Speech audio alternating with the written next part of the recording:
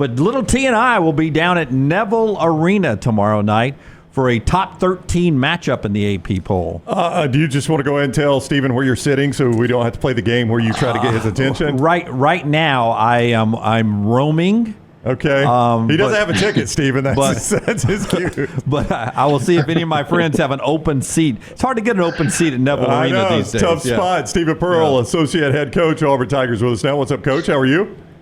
What's up, fellas? I'm doing well. How are you guys?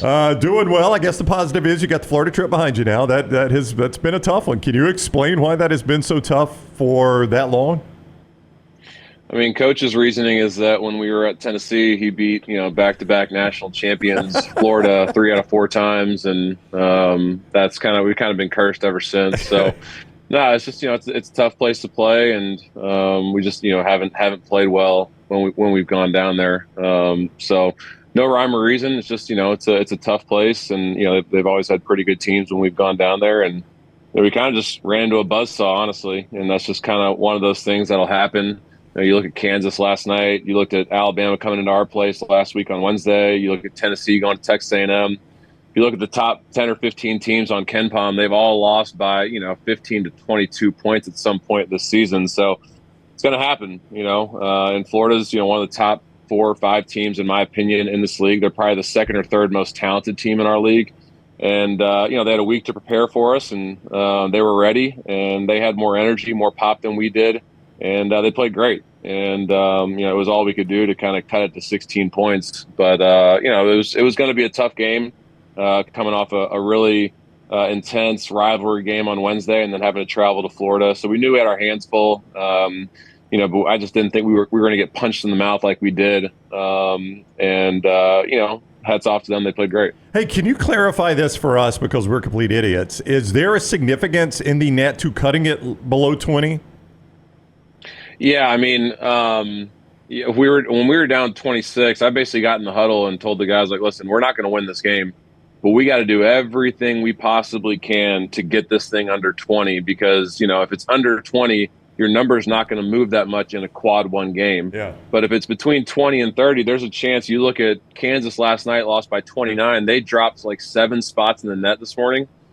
We didn't move at all in the net, and we lost by 16. So, there is a little bit of strategy when it comes to, when you're losing a game, you got to lose the right way, and you can't really give up, and you can't let it get out of hand. Like some teams have. So we definitely talked about it, and we were very honest with the guys, and they did, to their credit, even though it was worse than a 16-point loss, in my opinion, our guys did a great job in the last 4 minutes of cutting it from like 24 to 16, which didn't hurt our math at all. Do you do that math, or do you have somebody else that does that? Is that a Stephen Pearl math problem? I mean, there's no way for me to, like, in game know what the math's going to be, but I just know that, obviously under 10 is what you want to try and keep it out on the road, which is what we've done, App State, Baylor, Alabama, Mississippi State. Those losses didn't hurt us at all. But, on the road, quad 1, if you keep it under 20, your math's going to stay pretty consistent and pretty positive. So that was just kind of, the number we had in mind, that we had to get it below. And to our guys' credit, they did a good job. There's no moral victories there, but it's not going to hurt us in the long run in the NCAA tournament. Now, obviously, SEC championship standings, obviously it hurts, but at the end of the day, it's not going to hurt our math. You guys have been so good at shooting free throws this year, 42nd nationally, a little over 75%. And Johni, I know he struggled a little bit, but 1 of 8. Is that just one of those off games for Johni? I mean, if you call a little bit 1 for 8, I mean, we have a different. I think Johni was playing at such a high level and playing so well. It was one of those things that kind of got into his head, and he just wasn't able to make free throws. He'd been shooting. I want to say, what was he? He was probably like 75% going into that game, 70%, and obviously that dropped his number down. He was 9 for 11 against Alabama in a big game, and then he's 1 for 8 at Florida. So, there's a lot of factors that go into it. I think Jalen and Johni were both pretty popped in the Florida game because we just kind of rode those guys against Alabama, and we just jammed it inside and kind of punked them inside against Alabama. And I think they were both pretty tired going into that Florida game and didn't have their legs. So that may have been part of it. tough road environment, and he just didn't play well, and I think that kind of carried over into his free throw shooting. But then as a team, we missed 4 front ends of a 1-and-1. We missed a couple and-1 opportunities. If we make our free throws like we normally do, that game doesn't get away from us as quickly as it did. But it's just one of those deals. We went 14 for 26 and didn't capitalize on our opportunities. We didn't shoot the ball well from 3, which has kind of been the recipe for beating us on the road so far this year. So. Just not a great shooting night from us at all in any standard. Yeah, one of our 5 big screens here in the studio, they just ran the promo for GameDay on ESPN coming up on Saturday. I don't know how many game days they do, but it feels like somewhere between 6 and 8 a year, not every week like it is during football. How important is that to have them back on campus again when it comes to recruiting and program recognition from where you sit? Well, if you look at College Game Day, they've come to Auburn 3 straight years, and then they've come 4 out of 5 years. The one year they didn't come was COVID. I don't think they were doing any on-campus games during game day during COVID. So 4 out of 5 years, basically 4 years in a row when they've been doing shows on campus. No one else can say that but, maybe Duke and Kansas. So Auburn, Duke, and Kansas get College Game Day more than any program in all of college basketball. And that just speaks to the success that we've had here. It speaks to the jungle. It speaks to Neville Arena and the environment that we've created as our home court advantage. So, obviously it's huge in recruiting because it's something that all kids want to do and want to play on. We'll play to it, when we have recruits come in town this weekend. So it's an amazing feat and accomplishment for Auburn to be able to get College Game Day to be a place that they try and come to pretty regularly. So it's a lot of credit to, the players that we've had and, our administration, our coaching staff to be able to create an environment that Game Day would want to come to year in and year out. Auburn Associate Head Coach Stephen Pearl with us on the JohnstonRVCenter.com hotline. He's kind enough to join us at this time every Tuesday. But if you were playing a crappy opponent, they probably don't show up. South Carolina, this is a good team out of nowhere. What has happened year to year with Lamont Paris' team to make them what they are? The age of the transfer portal is an amazing thing for programs like South Carolina, I wouldn't say Georgia because they're not doing as great, but Florida. You look at just some of those teams that have been able to rebuild quickly, and Coach Paris has done an unbelievable job of getting the right pieces, getting guys like B.J. Mack, Talon Cooper, the point guard from Minnesota, to come in to mix them with Michi Johnson. And he's got an unbelievable freshman on his roster that's going to be one of the best freshmen, in all of college basketball this year, and Colin Murray Boyles. And they just brought in really good pieces that fit what they already had. And, they're sitting at 21-3, 9-2, tied atop of the SEC. So the transfer portal has been an unbelievable way for schools, Ole Miss, another good example, for teams to be able to come in and compete and be relevant right away.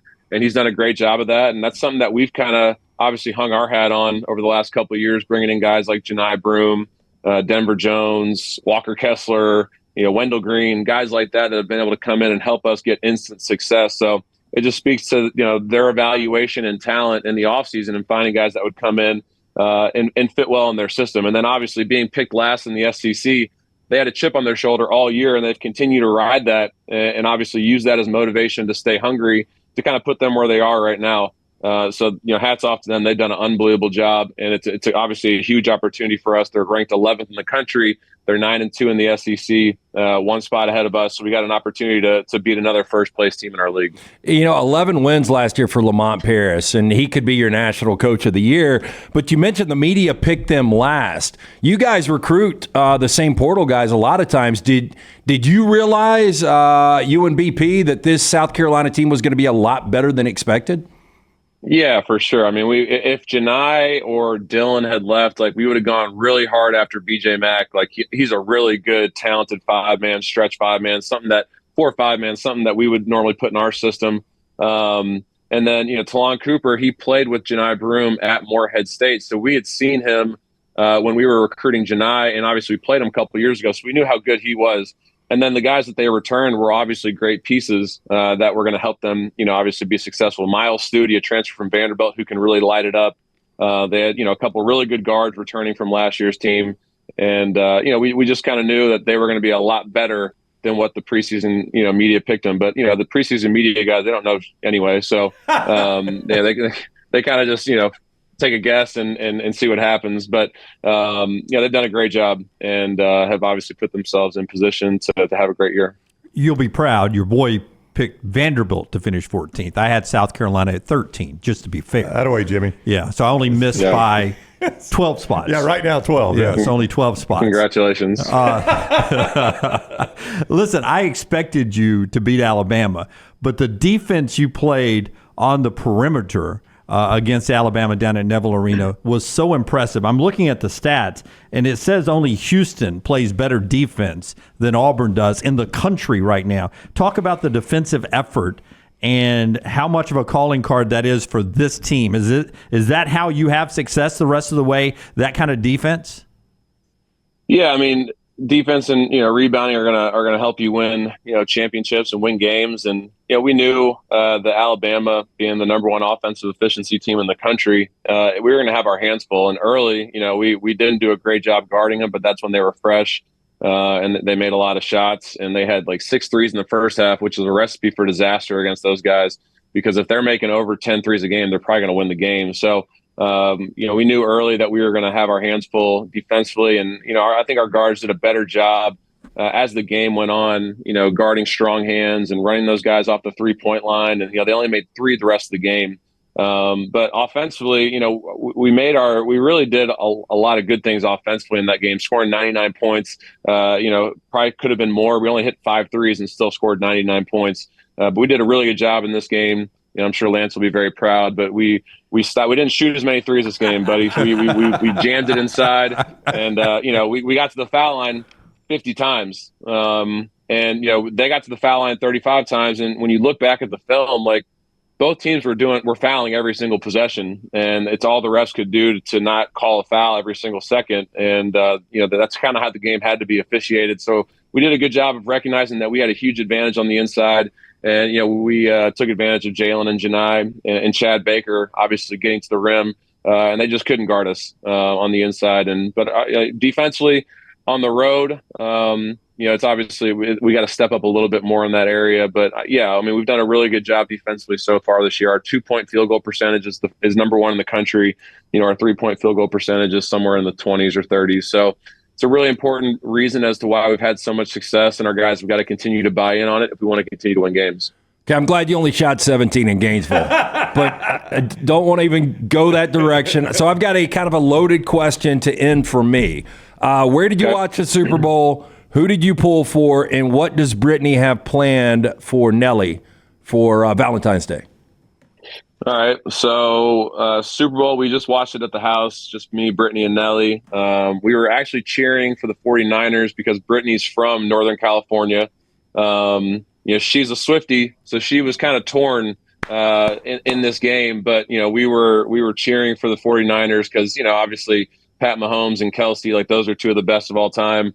But I wanted to see someone else win it. So watched it at home. And then for Valentine's Day, Brittany's got a Galentine's thing tonight. So I'm being kicked out of the house the night before a game.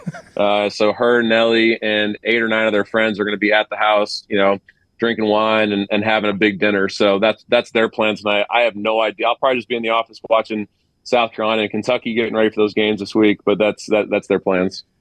Kicked out of the house. I like how I ended the night before a game. I'm kicked out of the not just kicked out the night before a game. All right, he is Auburn Associate Head Coach Stephen Pearl. We always appreciate the time, Coach. Good luck. Appreciate you guys. War Eagle. All right, take care. Coach with us on the Johnston RVCenter.com hotline.